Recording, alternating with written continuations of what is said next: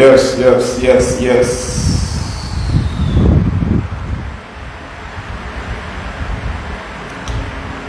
All the bata. You may talk on a share button to salon this video. Yeah. Kai bukeneli maka challenge ya million na brother Jerome Turoma. Yes. All ambition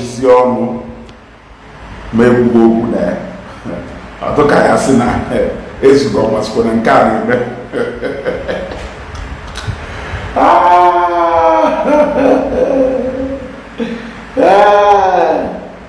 Hey, Milo and the brother Jerome, because I'm not my voice. I want to clear.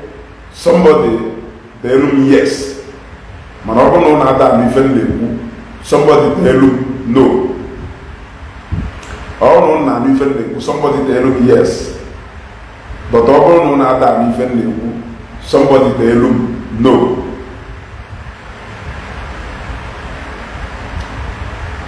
I am waiting. Somebody tell me yes or no. That man for comment, okay. I see you there, but shall comment. Okay.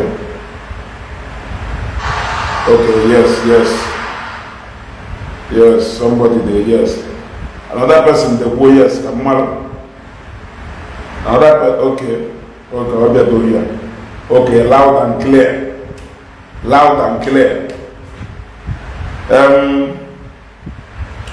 Brother Jerome, one night, okay, you challenge. Get challenge on your far. Also, no, well, yeah, Fali, thank you. Never cancel, thank you very much. Also, no, well, on your dipya, when you get challenge, if you know, somebody, wasn't all with dipya when you get challenge, if you to specific and direct. No, na iye authority, they authorize ya no one of the Opukola ceremony now get more yoko. Go man and chile go the bella ike. Facebook we muloko. You got to go.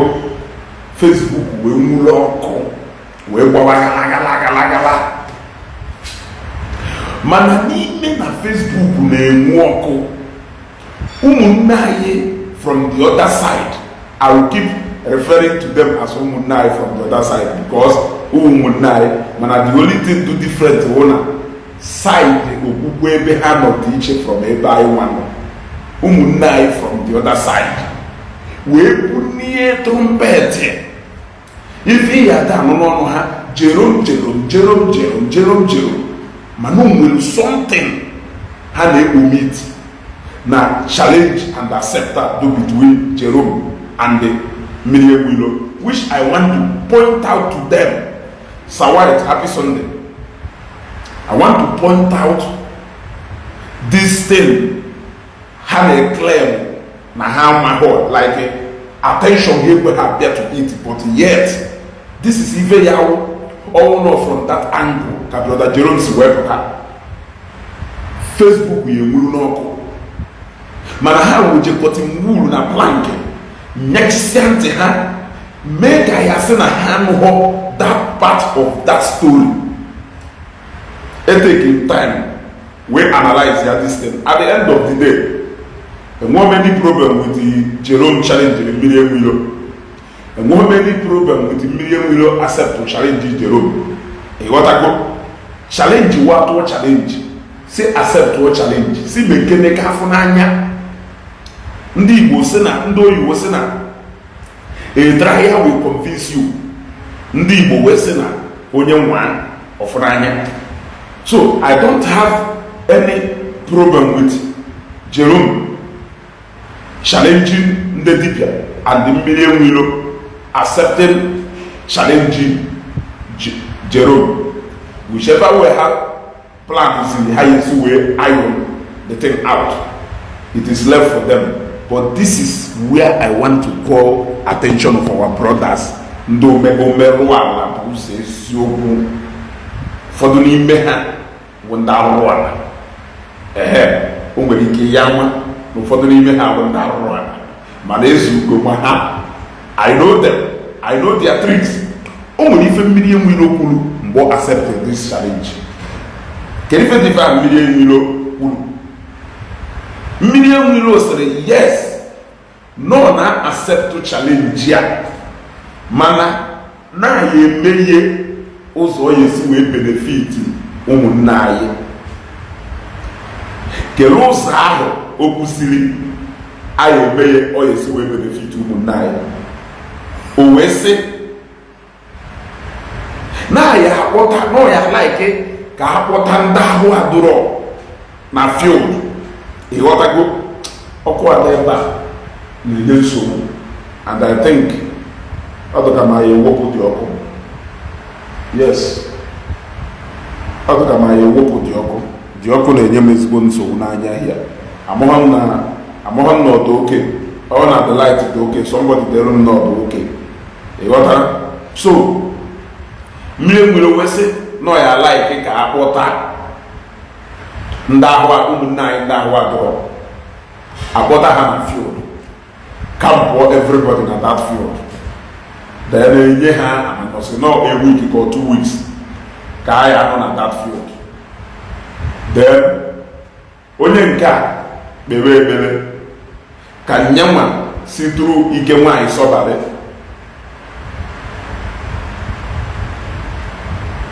Onye na-asị m button up your shirt, ntọwuo onwe m atọwuo. Okay, Franco will be my brother. Thank you. Onye na-asị m button up my shirt, off it, you are shining too much. Thank you very much.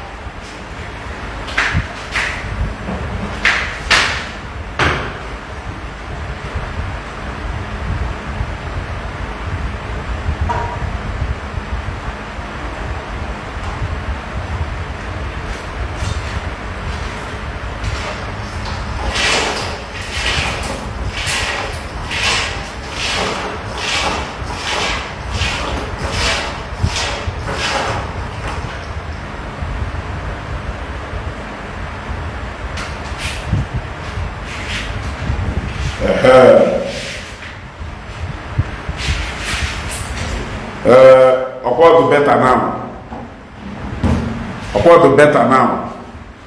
Yes, at least all the better now. Onye a na-asị m button up, amaghịzi m nọ ntọwuo onwe m atọwuo. Ntọwuo onwe m atọwuo. So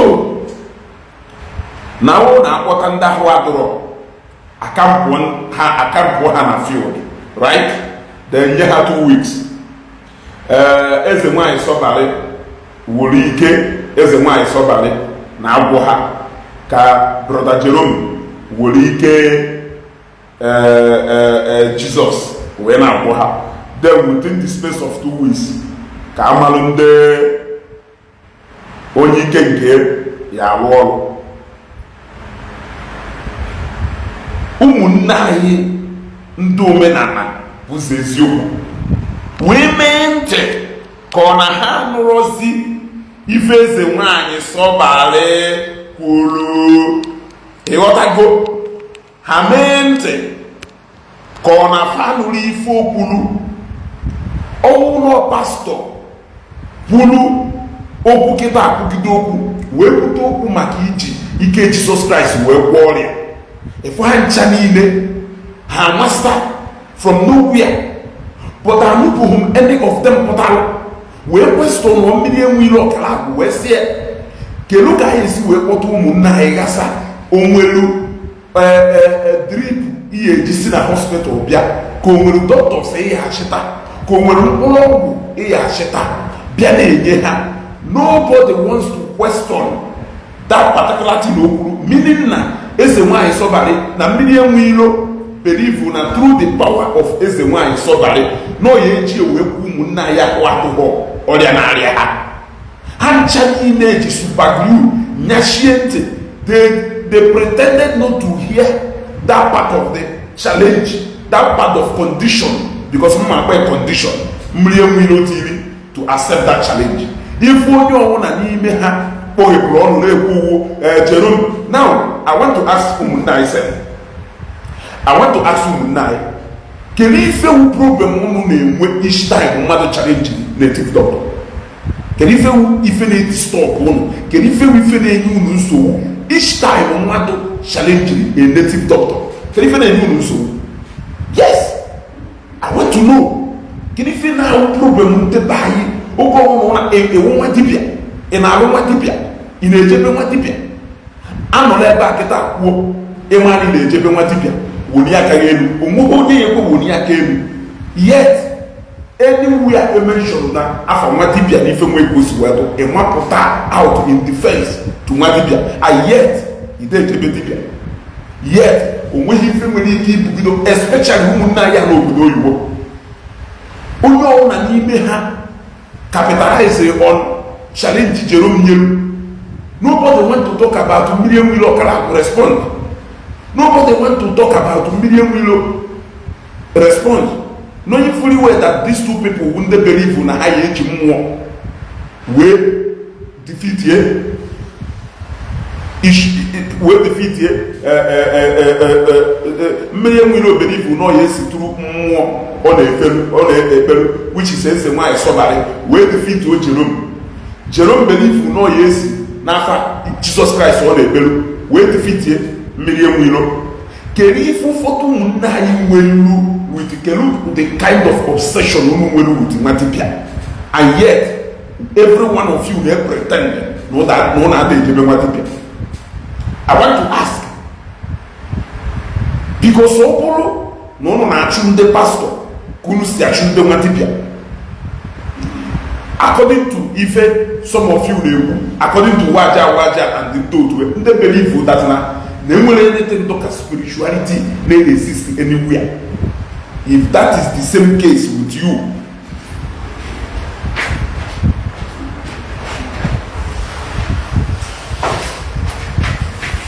if that is the same faith to this thing, then I wonder why you Jew able on a pastor and the native doctor to involved on actually what do that pastor but that part of condition million will accept that challenge. I am yet to see any one of you have your question if I am million or does it mean that now is the one somebody to capable of a wonder? Does it mean that after all that name a kind of spirit they will teach you? Is that what you people are telling me? Is that what you people are telling me? Let me go again to that particular thing of Miriam Wiropulu. Oh, we buy water.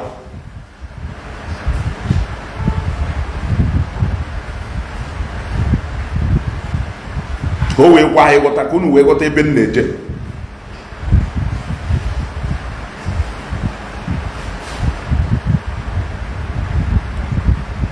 Ono say no nya ho adoho nya juwu no, right? Onya ho adoro nya juwu no. No so hospital nwere power ego mmadu ori no mo any spirit no anywhere do capable of igbo nya ho adoho ayi kweta then at challenge mmiri accept our challenge wait here in form of a cure sickness. Nejezika komwe mili kesi if I were the correct account here now.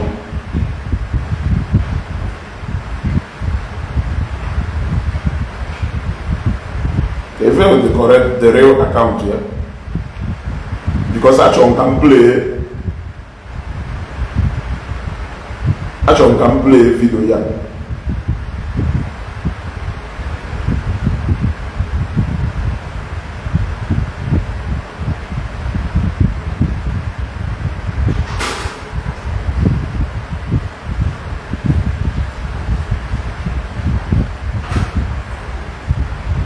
Achọrọ m ka m play video ya ka okay ka m ma n'ọda video dị. I'm going to summarize everything for you in a nation. Church and do what I'm.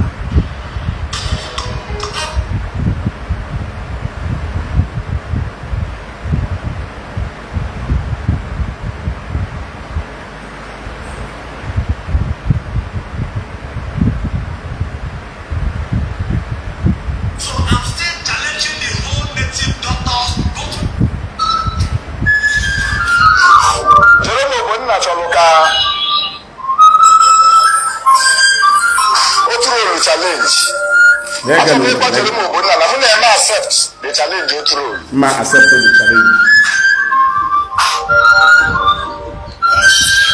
Na never okay zugu ibe. O wo ibe ma onye wo ibe ka onye wo ibe ya mo. Deba anyị sekwa na ọka ma na ọma wee pa afa dibia. Ka dibia ya le mo ma.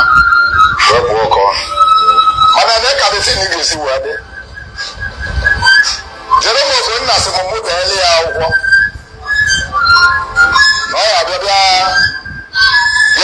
Why somebody? According to those who work back congregation here, Mana Poliaka, Na Moliam. But Jeromo Bonna, and never more could watch another way go down. No moon, no wasting here. Oya will have in the vine. What's the most earlier letter? All the strategies in Loka. Chiwanaga. Man, I wouldn't need what all over. About Marvel, you were Marvel. I want to know about Ika. No, go Mabu Nagacho, and we will hear them with you. People get so. Or man, your pastor so. Ọmanye brother maọbụ father maọbụ prophet nsogbu n'onye ahụ kwuru na nye achọ ọzọ bụ ndị ahụ ọ dị na bebe ka ọ ga-atọ never affect strategy ya bụ ka Jeromo Ogbonna ji wee bịa mụ deli ya leta ndị rụrụ m ideli gị leta ebe ị ga-abịa abịa bịa ka ị bịa suo sọbalị ọkụ maka na sọbalị na-analị gị members maọbụ na sọbalị nwere gị it is a fuzo, it is a fugition in the miracle. On that, if you can't come,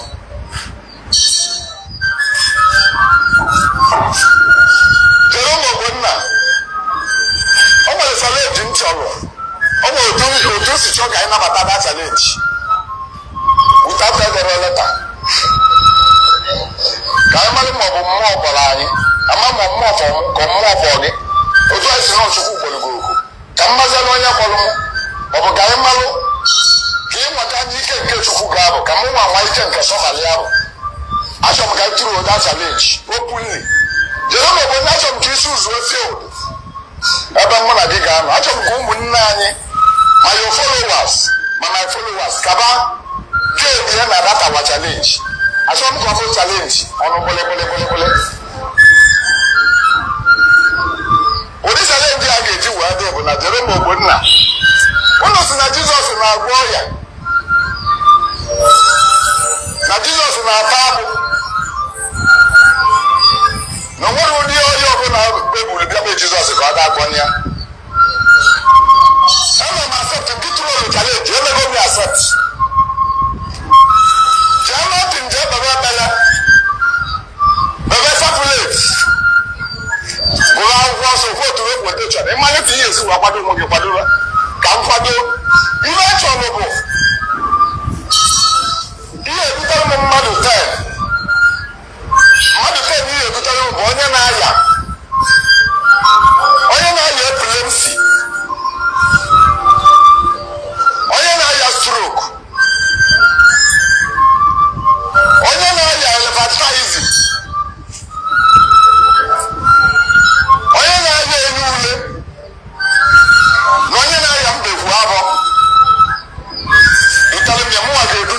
wee bịa in fact ọ bụrụ ka ibita na onye mmanụ na ọ na-ayị ya maọbụ na nwanne ya na-ayị ya nye m ogwe indicate jere m choose a date choose a field na m anabigo gị aka mgba ka anyị pụta anyị ga-etriti ndị ahụ after 3 weeks onye bụ ga-anọ na my custody ndị nke gị anọdụ na your own custody open field anyị ga-anọ n'open field ọ bụrụ ebe egwuru aja na anyị ga-anọ di ya 3 weeks m wee tritiri ndị nke m wit ike asọbalị na ike ndị nna nna anyị ba na mgbọrọgwụ na mkpagwọ ndị nna nna anyị ba ji wee gwọọ ya ka ndị wasiritie ndị nke gị n'ụdị ọbụla iji wee chọọ ka anyị nọ 3 weeks ka anyị mara ma nwere onye anyị ga-azụta n'ime ndị a onye ọya bụ ji onye ọ ga-ara ibe nji wee mee otu a bụ at least ọ na-abụ efu ụdị okwu a ụmụnne anyị aza na ọnwa ndị nọ n'ụlọ ọgwụ ụmụnne aza na ọnwa ndị na-ata aba ọnwa ndị na-aya ọya na iji agwọ ọba achọrọ m ka anyị gwọọ ọba nwa agwụọ ka gị gwọọ n'otu field ka anyị ga-anọ 3 weeks ka anyị ga-anọ 3 weeks ibido from day 1 imebe m wee bido from day 1 mebe ọkwụ na-aghọta n'ife a ka m wee kwuo ife m chọrọ ikwu ịma na sometimes eze nwaanyị sọbara ya bịa na kwuo na ndị ụka na-aga aghụghọ ọ bịa na kwuo na ndị ụka na-aga aghụghọ o nwere ife m chọrọ iwepụtara ụnụ n'ife mmiri enwe iro kwuru ebe a ọ na m wepụtacha ife ahụ mmiri enwe iro kwuru ebe a ewee mgwazi ụmụnne anyị ndị debere ahụ na ha bụ ife a na-ekwu ewee mgwazie ihe ife ndị dịrị ịgwa ha from this particular thing. Number 1, mmiri enwe iro ọkara agwụ esiri na eze nwaanyị sọbara igwere pawa then ị bịakwa kwuo ka ị wolu mgbọrọgwụ na mkpa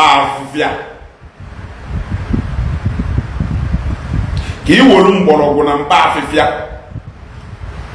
I want to tell you that ndị na-esi ọgwụ Igbo erika ụfọdụ na-esi ọgwụ Igbo enweghị okwu agwụ a etu isi wee nwee okwu agwụ yes ụfọdụ na-esi ọgwụ Igbo enweghị okwu agwụ enweghị ebe ha kwụrụ eze nwaanyị ya agwọ ha na-eji akpọku spirit of eze nwaanyị ya agwọ yes and I'm telling you for a fact so na for the fact that na ikwuru na eze nwaanyị sọbari na-enye ego na eze nwaanyị sọbari na-enye so many things na eze nwaanyị sọbari na-akpọpụ onye ọbịa mee wonders. We want you to challenge Brother Jerome using that spirit of eze nwaanyị sọbari hapụ maka enyekwa ọgwụ mgbọrọgwụ na mkpaafịa or enye ọgwụ mgbọrọgwụ na mkpaafịa. Anybody can go inside the bush akụzi ha na-alụghị mgbọrọgwụ ị ya abanwu n'ime ọfịa jee kpalụ mgbọrọgwụ si enye mmadụ orie ọṅụọ yes. So ngụnwa kwuru kịta na Brother Jerome ji strategy ide akwụkwọ ka o wee kwuru na ngụnwa reject alụsị wee gwa ya bịa kwuru na alụsị mechaa na ọhụ Jerome ka ọ ya enye nsogbu na ọhụ ndị bloggers bulie ka ọ ya enye nsogbu kama na onye kwuru si bịa bụrụ alụsị which is ngụnwa ka alụsị ya enye nsogbu. That was if it decoded from ife Brother Jerome Ogbonna kwuru. But I am putting it to you again. Na ngụnwa na onwe iwu bịakwara bend like this because anyị ma na our neighborhood ndị na-esi okwu Igbo yiri nne mmadụ enidere ịdọba arụsị n'ime ugbo esiwe okwu Igbo ịghọtago arụsị na-akpọ ndị niile a na-abịa dedicate moto na okwu agwụgwụ ọ mgbọrọgwụ na mkpa afịfịa ka ị na-esi ya aṅụọ wee buru moto bịa dedicate ya. I am asking you yes mgbe anyị nọ ịtụrụ mmadụ na-arụsị n'ihu gbapụrụ ya egbe onye ahụ ịtụrụ na-arụsị ọ mgbọrọgwụ na mkpa afịfịa ka ị kpatara onye ya. I am asking ndị na-abịa ka agwọrọ ha ọgwụ awere ndị na-abịa ka agwọrọ ha ọgwụ ka ha ṅụọ dị ọ mgbọrọgwụ na mkpa afịfịa ka ị na-akpatanye ha ṅụọ dị wee bịarụ ha. Anyị kwụsị all this aghụghọ anyị na-ata aghụghọ. Let us stop all this aghụghọ anyị na-ata aghụghọ. Abụghị m ụnụ na the highest thing ndị nwa dibịa nwere ike ide emewu ife iru na ụlọ ya afụ ndị pastọs asị ndị ụnụ nwere ike isi etu a penyụọ debe na ụnụ anyị menwe ụnụ na-efe mmụọ ụnụ na-efe ha ma na-efekwa mmụọ nke ha na-efe ịghọtago. So for ngụnwa isi ka ije kpata mgbọrọgwụ na mkpa afịfịa. Onye gwara m na ọsọgwụ maka esi akpata mgbọrọgwụ na mkpa afịfịa. Brother Jerome challenge ihu, challenge spirit of eze nwaanyị sọbara ị na-ekperu. Ọ bụrụ mgbọrọgwụ na mkpa afịfịa, bịa ka mkpụgharị ahụ na nne ekpoje na nke ndị na-esigasị ọgwụ na-etriti so many things. 80% of them abụrụ dibịa. 80% of them enwere arụsị ha ji ekwute debe sị na arụsị agwụ ife ha na worship. But ngwụnwa nwere arụsị ị na-ekperu, ị nwere eze nwaanyị ị na worship, and all to suppose that na eze nwaanyị ahụ bụ superior. So ije na-akpọ mgbọrọgwụ na mkpa afịfịa ndị nna nna anyị ha ji wee na-agwọ ọrịa. Onweghị onye anybody ma anya mgbọrọgwụ ya aba n'ime ọfịa bute mgbọrọgwụ bute akwụkwọ sikọsịa ya ọpụta ọgwụ nye ya mmadụ. Ịghọtago? So ọ bụrụ Jerome challenge ndị na-esi ọgwụ Igbo. Yes, Igwedo Google cleanser wụ ọgwụ Igbo ka ọ na-esi, Bembala wụ ọgwụ Igbo ka ọ na-esi. Jerome challenge ndị na-esi ọgwụ Igbo, ọ challenge Igwedo Google cleanser. Anyị ma so many people ndị ọya challenge ma daga anyị na-esi ọgwụ gbagagba. Ndị niile ahụ enweghị ebe ha dọbara arụsị were esi ọgwụ niile ahụ ha na-esi. Ịghọtara? Ka ịdụ fast ịdị koodu na Jerome nwa aghụghọ ka ọ chọrọ ịghọ ma anyị chọ ka ọ wụrụ ngwa ya asaa nwa akwụkwọ ya bịa buru ichefuzie na politiks ya bịara iburu ebe a na ọ ya wọk ife onye ji wọk wụ na Jerome challenge iwu based on that your spiritual power he possesses. Yes, or challenge you based on that spiritual power he possesses.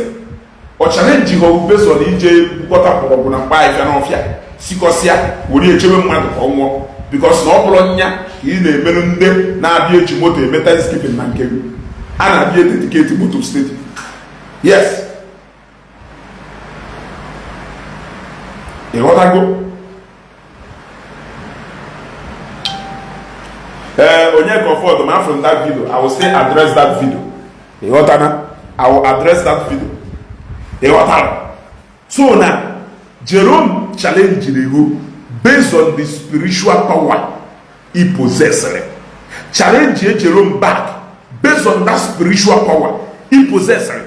I'm at the moment waja no hana mbologo na mba ifia oti 1 million obi test ko gono ti 5 million unu chefuo na onye aghụghọ kpọba, onye aghụghọ ekorie, onye aghụghọ nwụọ, onye aghụghọ enye ya ebe ọnụ na-decide go ụlọ use aghụghọ around this particular challenge. Ịghọzi onye na-esi ọgwụ of recent na automatically ka ịghọrọ onye na-esi ọgwụ Igbo. Mgbe jụọ simple question before ị bịa ebe ị comment nonsense. Ma like go to exam this question na ajụ. Ndị a na-abịa enye Thanksgiving moto na eze nwaanyị sọbara ibiri ike mgbọrọgwụ ka a na-esiri ha ṅụọ. Eze nwaanyị sọbara esitụrụ mgbọrọgwụ ahụ wee nye ha ego. Yes, emphatic Vigo, you are welcome. Ana m achụ ajụjụ. Ndị a na-abịa enye Thanksgiving na eze nwaanyị sọbara ibiri ha moto, na eze nwaanyị sọbara ebiri ike, ọ na eze nwaanyị sọbara nyere ha kọntaktị ka m na-ajụ.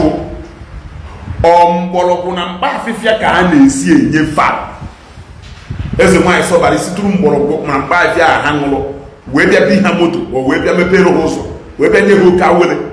I am asking, ụnụ aghụsị na aghụghọ m na-aghụ, ụnụ aghụsị na aghụgha ụnụ na-aghụ. Ọnya ka waja nụrụ ozugbo lachapụ ọsọ tinye 1 million ozugbo, Obitex tinye 5 million ozugbo. Brother Jerome Ogbonna will not accept that trickish challenge. Yes, ebe from keta mma agwadani na mbụbọ. Yes, mma agwadani na mbụbọ ama iyi jekwukọtara mgbọrọgwụ eji esi ọgwụ ịba were esi ọgwụ ịba nye gị nwụọ. Yes, reason mmeji wee mee ewu because na mgbe nne m ochie nọ ndụ ọ na-akpọ m agbada mmiri eji egbu mgbọrọgwụ o ji esi ọgwụ ịba. Yes, mana eziokwu na Michael Ifa eziokwu ka ọwụ, eziokwu ka ọwụ aghụghọ ka mmiri enwe iro ji wee divert that challenge immediately. and waja tụkwa fast enough decode ebe mmiri enwilo na-eje tinye 1 million ozugbo obitex tinye 5 million ha pakizie na-echezi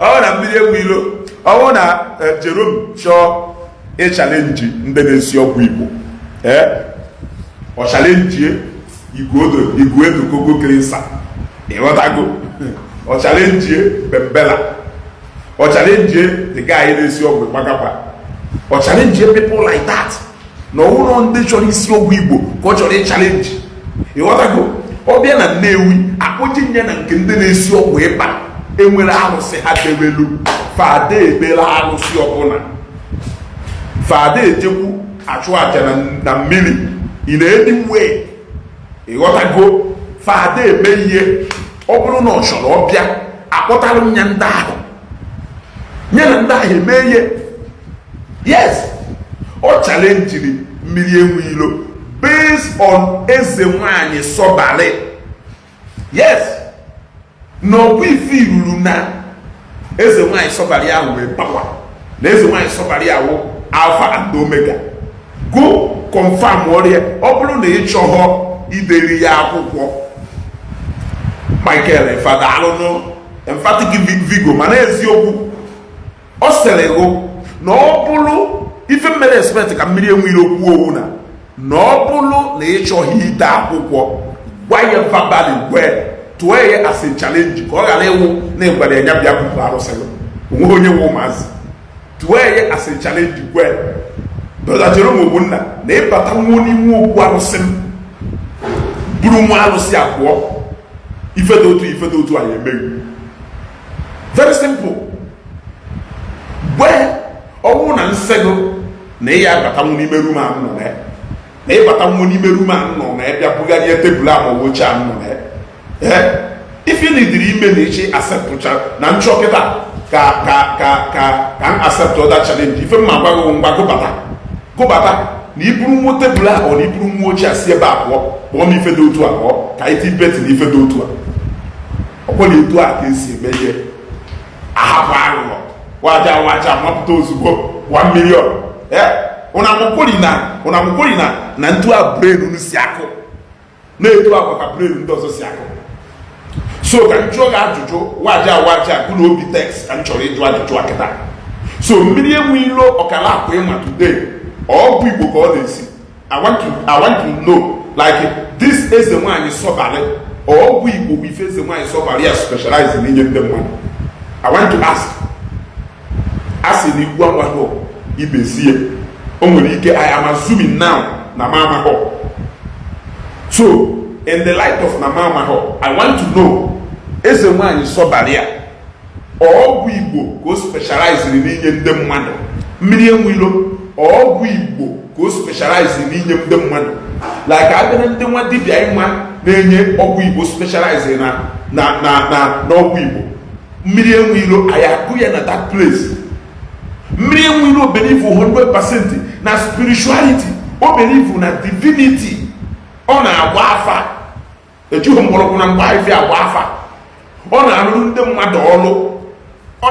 mmadụ ọrụ mmụọ ejughị mgbọrọgwụ na mgba ife alụ ọrụ mmụọ eji godu mgbọrọgwụ ọ bụrụ mgbọrọgwụ anyị enye gị nwa aṅụọ na onye ahụ adịghị n'ụdị unu na-eje ewu ọgwụ ihe esibi ihe ọṅụọ bọtụ na mgbọrọgwụ ịkụkọsịrị ọnụ join ya ọnụ kekọsịa ya ọnụ voke onye out that spirit abụọ o kwesịrị na onwe spirit pụrụ na-eje ije ahụ ịghọtago o kwesịrị na onwe spirit ịfụrụ pụrụ na-eje data ije so hụ na ewere na data politics unu ji wee bata na this context at first ife bata na m ekwughị okwu na this challenge wụ na Brother Jerome Ogbonna feel not strong enough to challenge all the native doctors enwe na Igbo onwe a native doctor feel not strong enough or equal to task to accept challenge Jerome Ogbonna. I don't have any problem with that.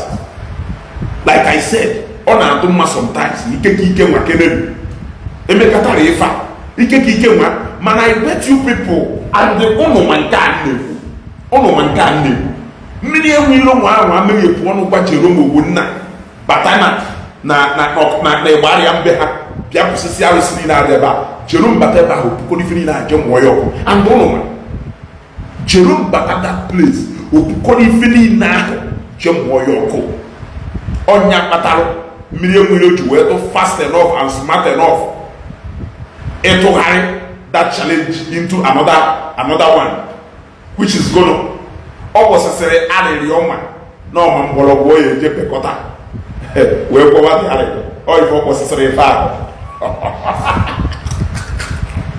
ọ ife ọ kwụsịsịrị ife ahụ bụtụ na ife mgbọrọgwụ hụ na a na-akụzi isi ọgwụ Igbo akụzi ịchọ bịa ka mgbochenu na ndị nwere knowledge n'isi ọgwụ Igbo ịghọtago ha maka ha ya esi bute akwụkwọ dogoyaro bute akwụkwọ ojoko bute nke a bute akwụkwọ ọpọmarị bute akwụkwọ dị etu a gbuchisie ma akwụkwọ pọpọ sie ihe sipụta ọgwụ kama na o nwere ike ọgwụ ahụ ya duzi NAFDAC approved mana ha ya esipụta ọgwụ ahụ the only thing ụfọdụ ọgwụ a na-eme ụlọ nwere ike ife ọgwụ oyibo na-eme ụlọ nke nwere chemical reaction too much ha nwere ike neutralize ya mana ife meziri ụmụ ọgwụ Igbo ahụ na ndị mmadụ na-aṅụ erọ etu ahụ si wee dụ mana they know all these things ọnya kpatara mmiri enwere o ji wee sụgharị ya that ife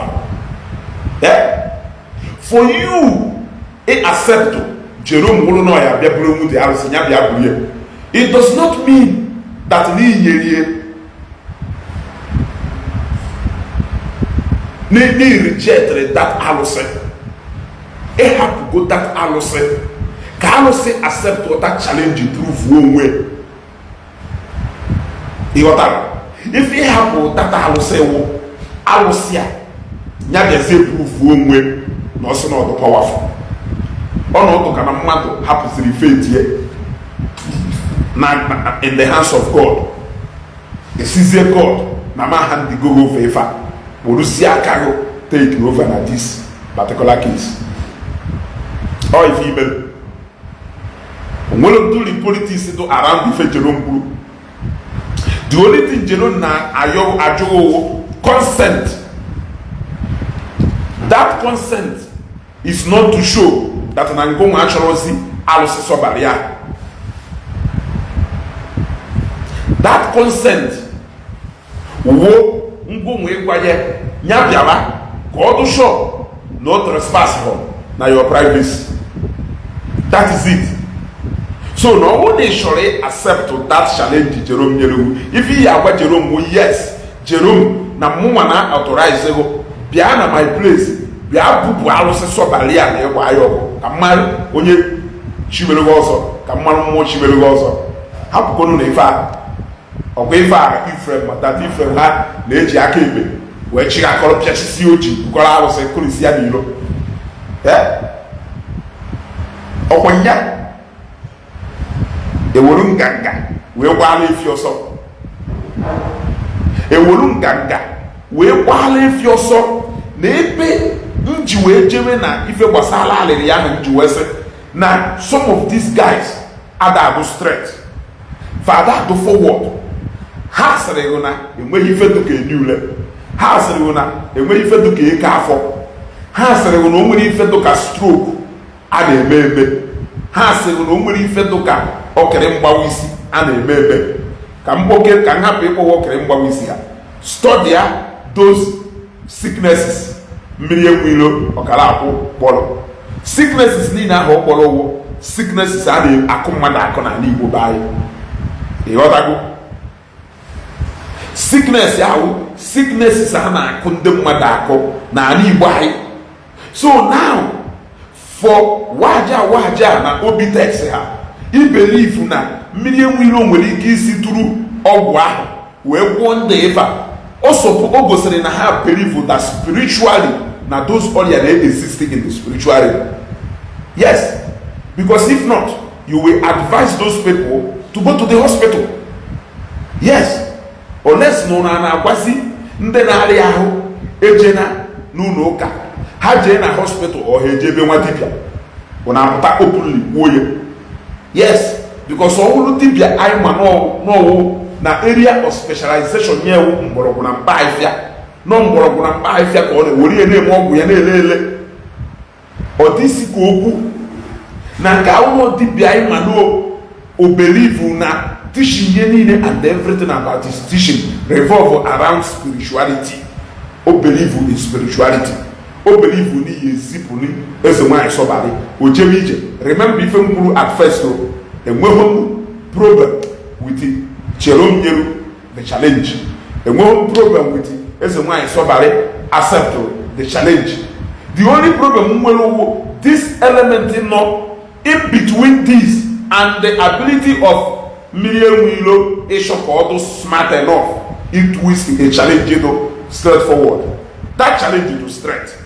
That challenge to forward. There is nothing there to be keyway twist like this, koga like this. If they do a hard draw. If they do a hard draw. So waja una dusina excited for nothing. Una dusina excited for nothing. Ma like ke put na Facebook bia kwande man na new redo real. Kama na ye si through mbolo na mba if we treat ye I'm not through prayer. If you kwado straight.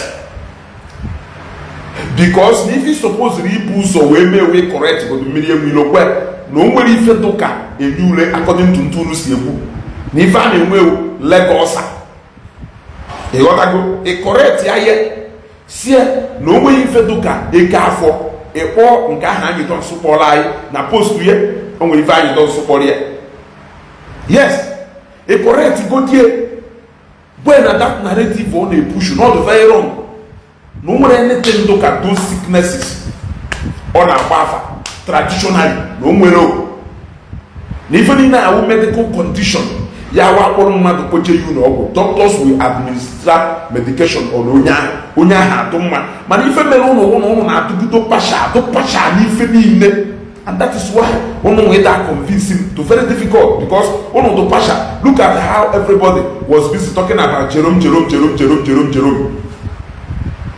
chefusie ife mmiri enwilo kwuru mọgwụ na ọka aka mma na mmiri enwilo accept all this challenge karịa ma no accept challenge ya pụkwu ife okwulu as a form of challenge.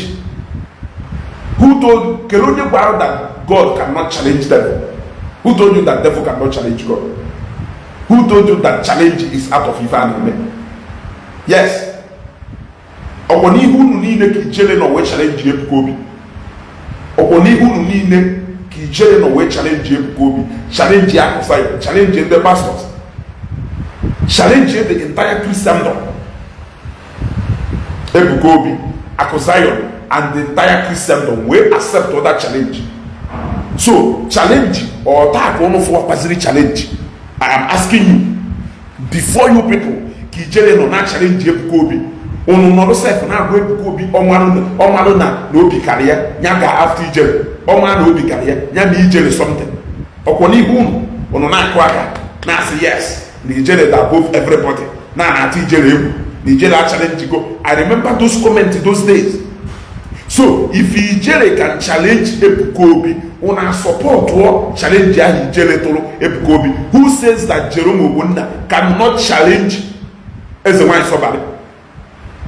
Onye tu akụnụ yesi atụgharị unnecessary bias mana agụgụ mụnụ lofo game ahụ unu chọrọ ide play unu play ya I will analyze it then esimetu atọpele unu ya na anafia lofo game since when unu tụkwasịe n'alụ anywhere ekwugido ha n'alụ ugwu pụta native doctor afa una attention unu niile si to akwụlọtọ anten unu niile una master ebe unu ekwuwe n'okwu kwute maka ndị nna nna ya kwughị ife ọjọọ maka ha una master on a daily basis ebe unu na-akpọ Jizọs iyi na-akpọrị ndị pastor na-akpọrị churches na-akụtọ Christianity. But the moment mmadụ challenge ha n'alụ those your ancestors or put her powers of the native doctor into question, unu amalụ na-enwe freedom of worship. Unu amalụ na-enwe freedom of worship just like into oya esiwu ebido n'ụtụtụ kpọgide afọ ebuka obi shewechie unu enweghị any problem about that. Mana the moment mmadụ meghepụ ha n'ala ọnụ gbaa afa Matthias una master from all angle onde na-ekedo unu ntị nke onde na-ekedo unu ntị nke ịghọtago ọ bụrụ maka mmụnwa jajajajaja ka ya dị egwu unu every morning afternoon night achọdụ m ịma ịghọtago etu aka ntị masị wee pịachie na-apịachie eje ozi na anụ ife because onye amahụ how trickish ọnọdụ look at etu ha ncha niile si wee hapụ ezi nwaanyị sọbalị ha ncha niile si etu a na-eturu oru Jerome Ogbonna. I support Jerome Ogbonna na that challenge 100%. Yes, I support Jerome Ogbonna na that challenge 100%. Eze nwaanyị sọbalị mmiri enwere ọkara ahụ filuo not powerful enough to accept that challenge. Nyagwa Jerome Ogbonna bịa bụkọla arụsị ahụ nwere chee tụfusi ya ọwụ na arụsị ahụ the powerful. Jerome Ogbonna bata n'ime ebe ha arụsị ha pịatuo ya oburu eje tụfuo ya etufuo nya ife ya ese wee na be onye eji speed gbapụta na Facebook bịa yọọ mgbagara ọkwa ịma Baịbụl a na-akpọkasị mana the first man who ụzọ wee dọka Bible na Facebook mana that man agbapụta na bịa yọọ mgbagara Bible ya efọ ịghọtago Bible ya efọrọ ndị mmadụ na-esekasị yes mana the first guy bụ ụzọ wee dọka Bible na Facebook mana that guy agbapụta na bịa yọọ mgbagara yes and that is the truth. The first guy bụ ụzọ wee dọka this Bible agbapụta na bịa yọọ mgbagara so who na that guy apụta na bịa yọọ mgbagara it means that these things have a way of fighting their own battle but we can only act and talk based on human beings. So allow brother Jerome Ogbonna nya invade alụsịgo do na ịgwarị ya ọnwụ na ịma na alụsị ahụ wee bawa hapụ anya bịa pụkọrọ ife niile ahụ kpochasị okwu ahụ niile ahụ jee gbaa ya ọkụ mmụọ gba ọkpọ nabasị ya kpọrọ mmụọ ahụ naba oruzie ka ya na mmụọ ahụ jee gwarị ya ka ndị mmadụ wee fụ ka e nwere nkene nke a nene one-on-one afụbụghị okwu alụsị no matter how big okwu alụsị ahụ ndị pastọ ejebe opuse yes afụbụghị okwu alụsị no matter how big okwu alụsị ahụ bụ ndị pastọ na-abata na ya neutralize ife ọnadụ na ya bụkọrọ ife niile a je mụọ ya ọkụ yes so this is something eze nwaanyị sọbara ịma very clear ọ ma na Jerome baba ha na okwu abụọ ha otilo opugharị ya ahịa sụgharịa ndị mmadụ brenu ha banye gwa ha na banye Jerome Ogbonna ịgwa gudetara diocese akwụkwọ ọha agwa deta akwụkwọ n'idi na usoro sọbara ife ọ na-agwa ha owu deta akwụkwọ ka diocese ghara ịsị no invadili ogwu agbụwo without your consent ị na-enyekwanụ dị iche na consent inyere ya bụrụ na ịfa na ịchọghọzi ya na consent inyere ya ewu na ịfa na ịchọrọ ya mana na ọ sị na onwe pawa ịbịa bupụ ịfa ya bịa bupụ ịfa ka pawa dị na ịfa na ịgbara ya yes allow ọbụ ndị mmadụ na-agwa anyị that na why are you fighting for God na chukwu unu Jesus Christ unu na-efere suppose they are fighting for himself allow eze nwaanyị sọbari to fight for herself yes allow eze nwaanyị sọbari to fight for herself allow Jerome Ogbonna to come and do what he said he will do 45 is ya alụsịgo Jerome Ogbonna bịa ebe a ka alụsị apịapụo ya that is what we want to see ịghọtago ọnụ na-agbagharị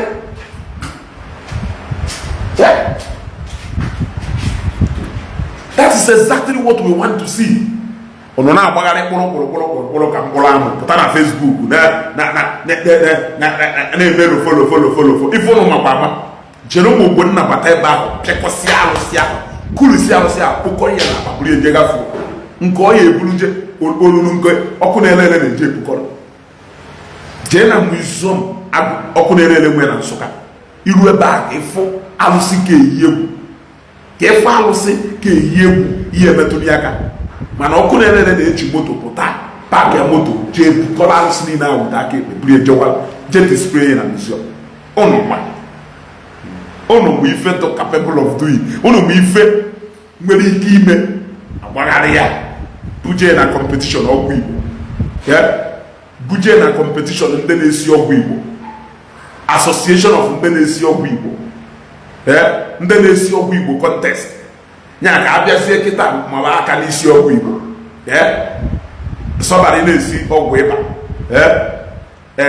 Jerome Ogbonna na-esi ọgwụ ọchananya bịa kịta ka m kpọrọ kịta ka njebukọta mgbọrọgwụ na mmiri ka m nwere kịta si erughị ọgwụ ịba ka efe n'anya ọkwa ma ịba ya wụọ n'ala ya anya ga na-acha anya ga na-apụ ọkụ eje m bukata mgbọrọgwụ kịta si erughị iri dighi ndọba arụsị nye ekepe gị wee mara esi ọgwụ and ịnwachi ife nna-egwu because so many of you ma remedy ị nwere ike ibute akwụkwọ pọpọ like ọsa ndị irizi ya remedy for ọgwụ ọsa na ị nwere ike ibute pọpọ mete nke a ọ gbughe mmiri ojoko kupụta mmiri ahụ dị n'ojoko ṅụọ ọ ife dị otu a ife niile ahụ ị na-ediri idebe alụsị ọgwụgodo na onwere alụsị na-enyeru inspiration iji eji eme ife ahụ ọ bụla alụsị ihe eji were agba oke ite werie na-agwa oge awele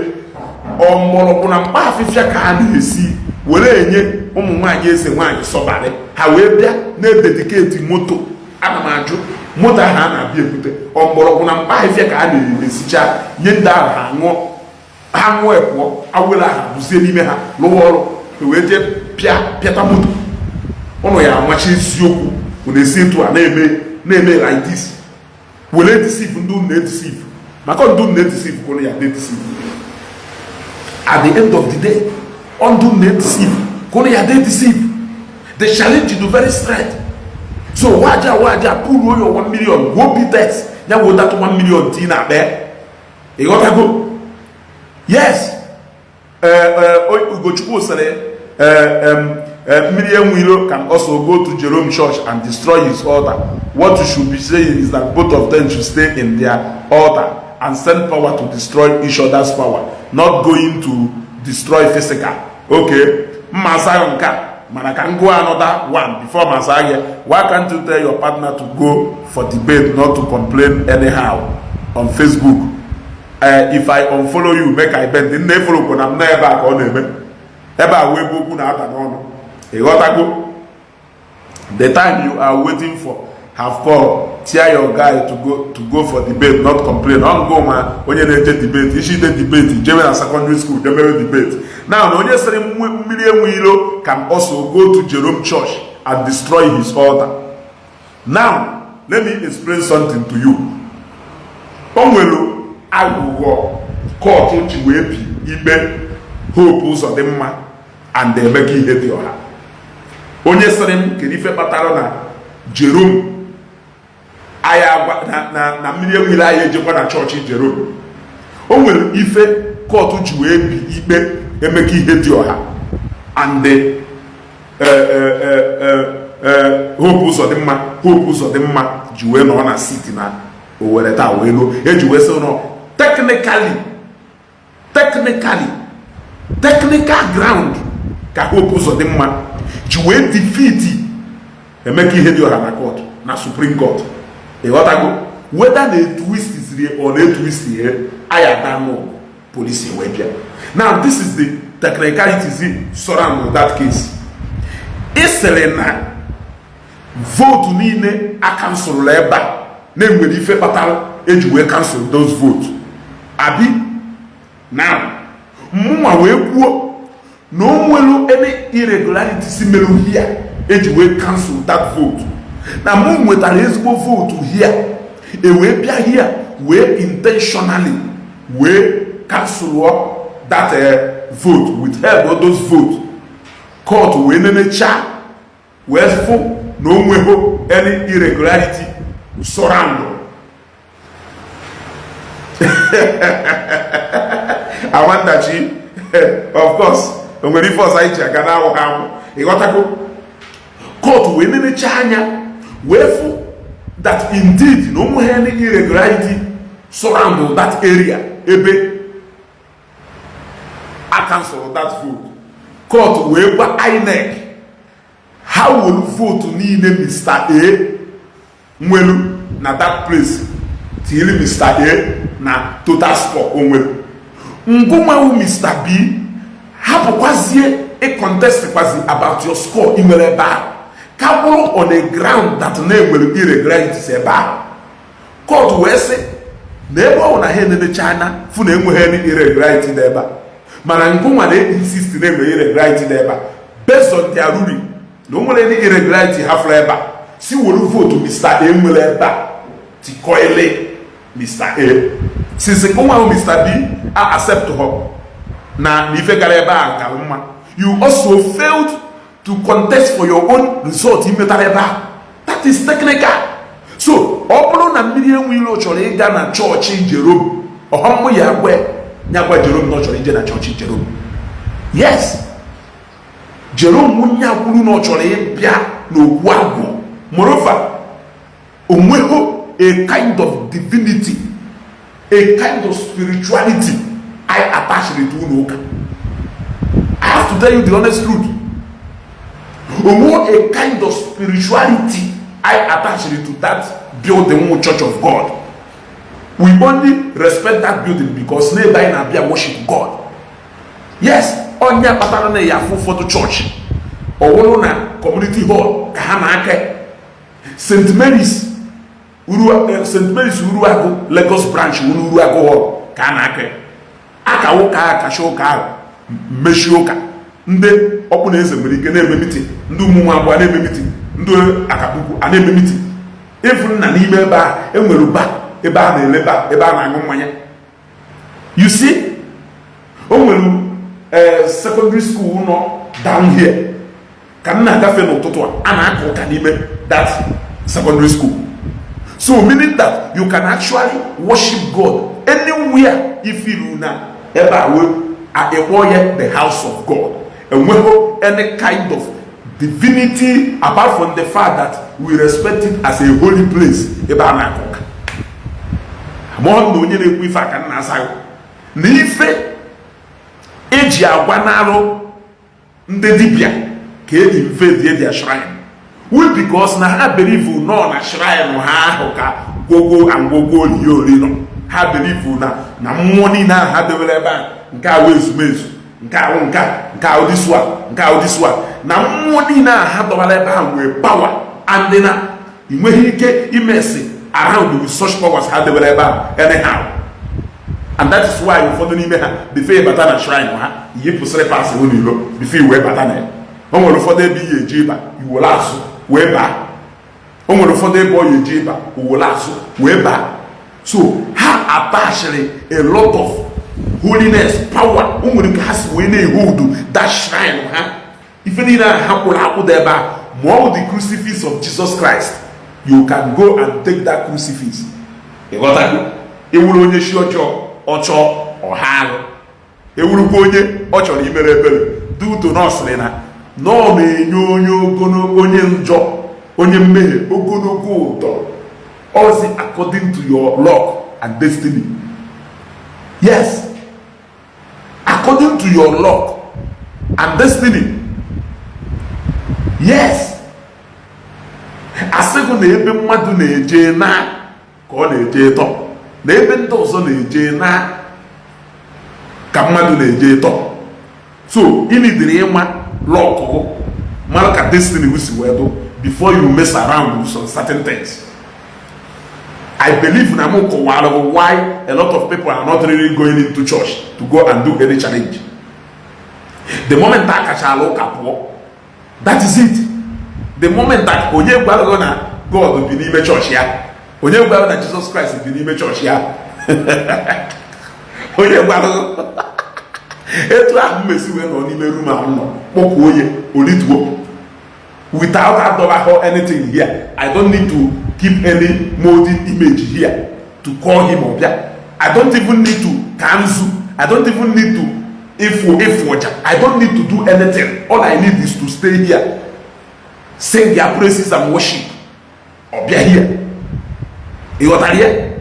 Or be here, chalk it up. Sit here my praying room here. I can pray in my bedroom. I can pray in my sitting room. I can pray anywhere. You got to go. Man, I want to be a so, how man attach their powers to one material, one image, or the other. So that is why in the passage they believe is so much. Now that power which are rolled to well limit that image. Can they say put that image? Can they say that can if a battle the Ije Nusoka Ije Budawase Niweba na ye be something to physical. If for that neighbor they plant the church. Bialo a big build about bridge. Unumwelike a plant your church here. Unakawago kabemado. From Eko kabemado. Unewere Isiagu. Weje also shown a permanent site on. Manije enukwezi kekita je buta halose. A big the halose etete. A blue the halose. A gotago. Mo mmiri. Asego na nka mmiri nwangene. Na nka mmiri olase. Na nka mmiri fa. Aye je kwa shuru mmiri ya ho nite. Dia dewe kechisia ye na worship kwa mmiri ahụ here there. Ha believe no a contact of that olase ka ekota na debe n'imu na ọ na-enyekwa ya ife dia na-enyekwa ya ọbara na-egbukwa ọbara na-egbukwa anụ na-enye dia. So sometimes one does not argue blindly and ignorantly. One does not it doesn't add anywhere. Jeromo mwana ngwari no ya bia pikola alusi ya mifo juwe gwe no ya bia pikola alusi ya. Okwe alusi ya wunyawo eze mwa sobale. Okonya ka ndem mmadụ na-eje egwuru ọbara. Okonya ka ndem mmadụ na-eje ebele nete. O challenge you gwa se allow we ko bia pikola alusi ya na. If you want to do wo, unless na choose ka egwa ai na alusi ya ebi ho n'ime eba. Unless na choose ka egwa ai na actually I am yet to see what the ya accept. No more binime shrine ha. Yes.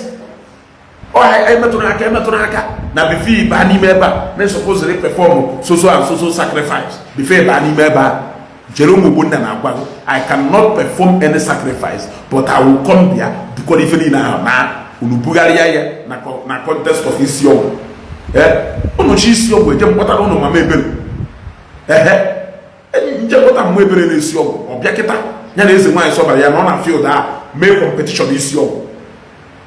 There are another take home from a far etus wekumbu wewolo waja no umunai unekweta na today the newly to real because afrom ki yesi wekweta na mmiri enwilo nwelu mgbọrọgwụ oye je pakọta na mpupo we bia treat iwe enewle a health challenge need medical attention from the hospital. Yes, afrom onimalo na ụfọdụ ụmụ ọgwụ Igbo when you apply it wrongly on a sickness wey goes wedo na-esi na ebute infection. Are you not aware that na ụmụ ife ahụ a na-apply to open wound na ọhụrụ ha na ọhụ wound ịma na spiritually or ife a niile apply that herbs na-esi na ebute infection? Are you not aware? Are you not aware? Are you confirming to me right now that na actually na eke afọ na eme ya eme na eniule na eme ya eme na enioko na eme ya eme na akụ stroke akụ? Yes, a na-akụ stroke akụ. Akpọrọ mụ na my cousin eme dati mmelu awụrụ na ruo na nke onye na-agwọ stroke a n'ụdị traditional way. Onye a nenebe jụrụ ajụjụ jụọ medical jụọ ife niile jụchasịa ya wee kwe na that stroke abụrụ nke emere ya eme. Gwa anyị ka stroke emere mmadụ si abịa. Yes, na that stroke abụrụ nke emere ya eme. Gwa anyị etu stroke emere mmadụ si abịa. Ọchọ gwuo nọ nke emere ya eme nyere eme treat iwe nala ego after all ọ bụrụ obere ego akpọrọ afọ ego my cousin kweta before I wee gaba. So for the man ikwu ife okwuru ọ gosi na ọgwụ ife ọ na-eme because no study na ife a gwa my cousin ya continue with the medication ọ na-eteki English medicine ọ na-eteki na dete ya na ọ bụrụ ife emere ihe eme na ọ bụrụ nọ stroke emere ihe eme ife a na ọ ya na ebe ekwu ife ọ na-ekwu na ịmụkwa stroke emere mmadụ si abịa ịya amagodo na onwere ife jigu ịya ama na onwere ife jigu ngụnwa na onwe elu ya ama na onwere ife jigu ịghọtago ọ ya agwa ndị dọkịta ghalị ndị dọkịta ya agbaghị na ha fụbụghị ụdị a dọkịta na chọrọ ịgbara eziokwu ya agbaghị na ọ fụbụghị ụdị a ịghọtago ịmụkwara m afụgo ebe onye nọ na wheelchair ebe emerie scan mechie scan kwuo na ọkpụkpụ ya dị mma all the spiritual forces wife jie na that wheelchair ịghọtago all the spiritual forces ejide ịna-asụ orie onye lift nyo aya but in the actual sense physically nwere ife nwere dislocation dị n'ọkpa nwere ndị problem nwere n'ọkpa ọ na-arụcha n'ụlọ teta onye bi n'ihu n'elu bed ụbọchị ọ gara ije anyị maka o si wee ga ije at the mention of a name and an issued command with that name si n'elu ebe a bilie ahụ eri na-edu so light ọmanie ọdụka onye atụkwasara blọk n'ahụ the moment akpọ ha na that name ọdụka esi etu a blu blọk a bụrie blọk a ọmanie ịghọtago so are you confirming to me with this 1 million naira itili and 5 million obitex itili na unu ebelieve go that na enyule do real na enyoko do real na eke afọ no do real? Is that what you people are confirming to me? Because problem with some of you is ability not to question anybody judge ka anzu n'anya but onye ọ na Bible unu ye question ya. Yes, unu na Bible unu ye question ya.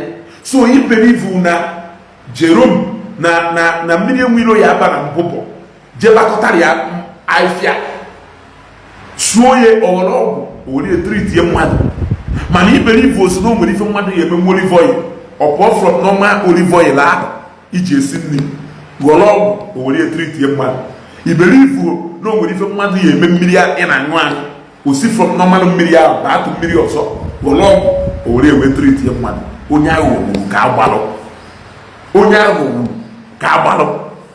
So mgbe mmiri enwe ilo chọrọ challenge or accept na ọdụ ka nke ekehiti accept n'ebe m ife niile ahụ ahụ ịghọtana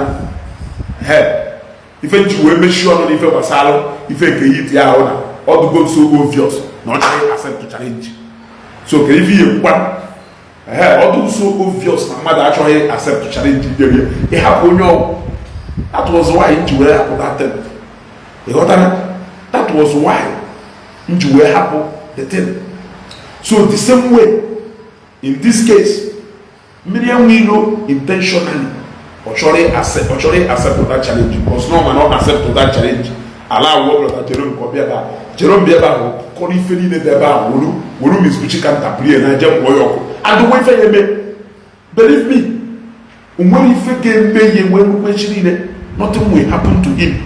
I am telling you that for a fact. Oblota ke ebuwela haruse. Oblota ke ebuwela haruse. Yes. All today ke ebuwela haruse.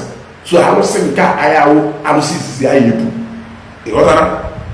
So if I will observation because o tere ebuwela ife achitakwa na ife ngwa n'ụlọ. I am not against challenge and they accept to challenge. Being that na abụbụ mụrụ na ndị anyị na ha na-emekọkọ n'ife ha dị so cunning in nature. They are so cunning. Ịghọtana ha dị so cunning aghụghọ ha there is some level of you will understand their manipulation. The fact is that they just don't want you to be mentioning anything native doctor again from your mouth. They don't want you to be mentioning anything native doctor. Some of them are so confused. They don't even know what they believe in. They don't even know what they don't believe in. The only thing is that now with this kind of obsession when they hear that name Jesus. That is why I call them Antichrist. They simply don't like that name Jesus Christ. They simply don't like that name Christianity. Not that they are not practicing religion. They are practicing religion. Because na mmadụ pụtara wụrụ ọjị kpee ekpere, mmadụ pụtara wụrụ nzu kpee ekpere, mmadụ pụtara nzu kpọkwuo a spirit. You are practicing religion.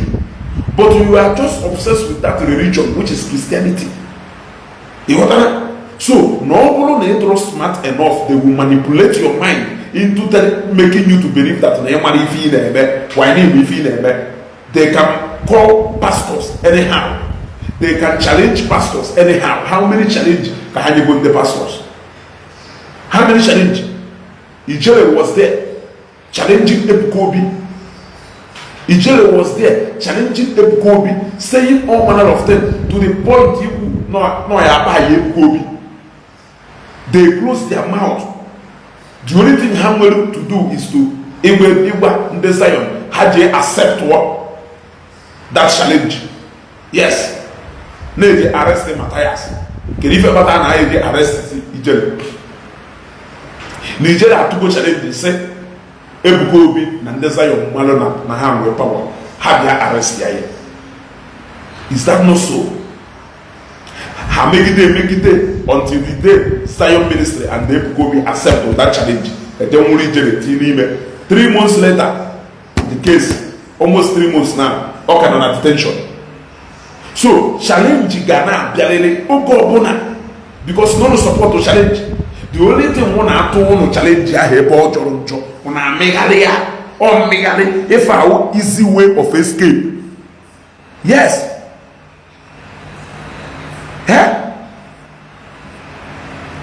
Emmanuel Nwachukwu, you are right. Wilfred Franklin, you are also right. Accept all the challenge properly. Happen like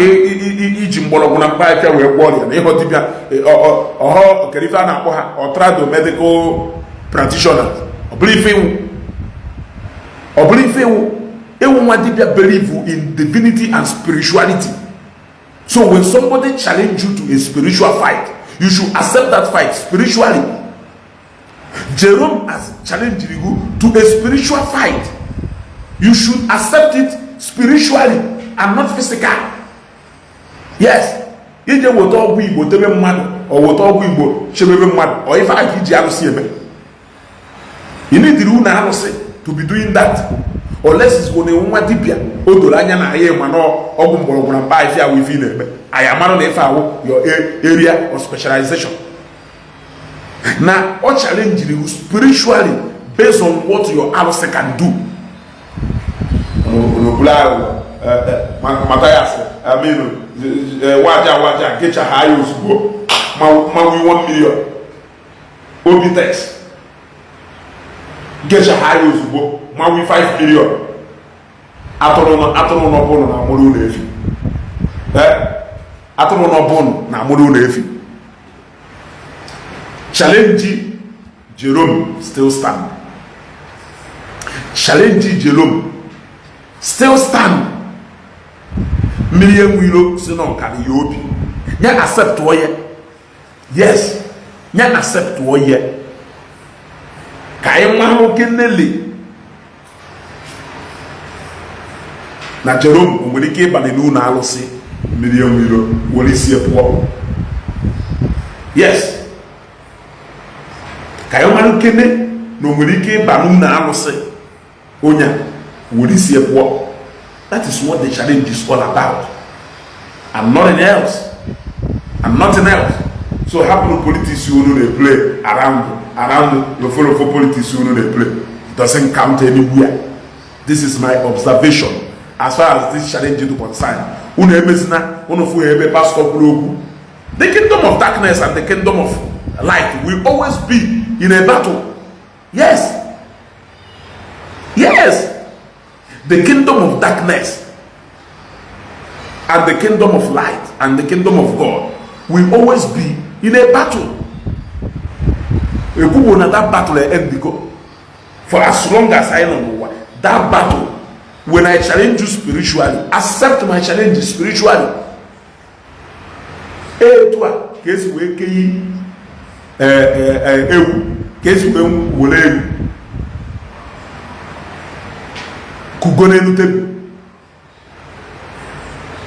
sizie anyị na ewu ekugo n'elu tebụl na ewu ọhọ invoke ka invoke na ewu mi site n'elu tebụl agwakwazi anyị n'ihe invoke kwazi ewu ekugo na ekugo wee butuo ya ịghọtago hapụ ndị dụka obi teksi ya ọ ndị si etu a kwụla ebe a no mana ekwuteghị okwu ka nwere ka o si wee dụ ịmakwuo na ekwute okwu ebe nwere ka omenala enforce ya anyị ma people like you we know people like you you think na ya more people like you we know people like you anyị amụkwo unu tie unu na mba aka ewu ekugo n'elu tebụl ka ị na-achọzi ndị ya bịa invoke ya olituo ọ bụrụ na ịma na ị nwere power invoke ya olituo why not ụmụ invoke ewu ahụ ọgbagoro n'elu tebụl iwere aka kụkọ ewu esiziesi ka perikom ha si atọ ewu mgbe ahụ apụta ewere owu wee manye ewu apụta ewere owu wee manye ewu gbasi ewu bịa tọọ ya ịya adọbido owu ahụ ya adọpụta ewu ha ka wee pụta ikulu ewu kugo n'elu tebụl ewu ịma nọ na-atụ ha ite ewu ịma na ọ na-atụ ha ite ewu na ikugo ebe ahụ ọnọkọ ya nọbido ichekọcha ebe ahụ ya nọ fee na ahụ simple practical a na-etile anyị n'ọgwụ ọgwụ ọnya ka ọ na-eme nlecha anya afụ na some of all these people nwere ọgwụ ha nwere ọnụ ife ha nwere ọgwụ ha nwere fe niile ha na-emewu machik mana Princeton obi eziokwu ka ọwụrụ ka e ka esi wee were aka kụrụ egwu kugo n'elu tebụl na-achọzi onye ya bịa voku egwu a ka o rituo wanyị na ịma na ikulu egwu kugo ife ọkwa ndị mmadụ mechaa mebezie the show ndị mmadụ fọwa mana eziokwu na ahụ ndị mmadụ mechaa mebe ịfọ nke nwaanyị apụtara ụbọchị a nwụrụ piji nke ọgụnụ nwụkwasara isi iji ụwa pụta mee iji ụwa gwụọ ọlesi na iji ụwa ya bịakwazi kọwara anyị ọgwụ obi ife niile ahụ simple practicals that has to do with ụmụ animals a nke ọ na nwere tret ya o nwere nke na-atụ elu obi nwee nke ya gwọ mkpụrụ n'ebe ife dị ndụ ya apụ apụ ife niile ahụ the habitat etu ha si wee na adopt and they have all these things a na-eme ya agwarụ n'ọgwụ agwarụ n'ọgwụ pastọ kwugharị ha ọnụ galala ha ncha niile master from nowhere ka achụwa ka apịa nwo the challenge is still stand. Yes, the challenge is still stand. Waji itiri 1 million naira arụrụ ala mụnwa na-eti 1 million naira sị mmiri enwe ilo accept all this challenge. Ọ bụrụ na Jerome abataghị n'ụlọ agwụ ahụ bukọla alụsị ahụ ka o jesuo ya ọkụ and onweghị ife ya eme rie 1 million rie 1 million. Yes, ọ karịa ihe etu ahụ rie 1 million shop up.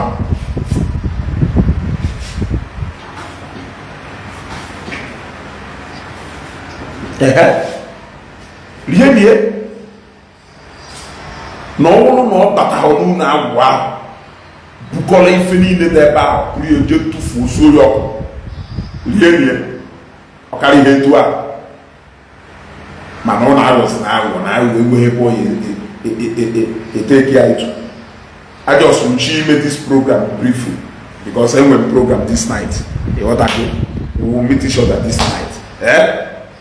Ka ụbọchị taa mara anyị mma. Happy Sunday dinkem. Darụkwonu.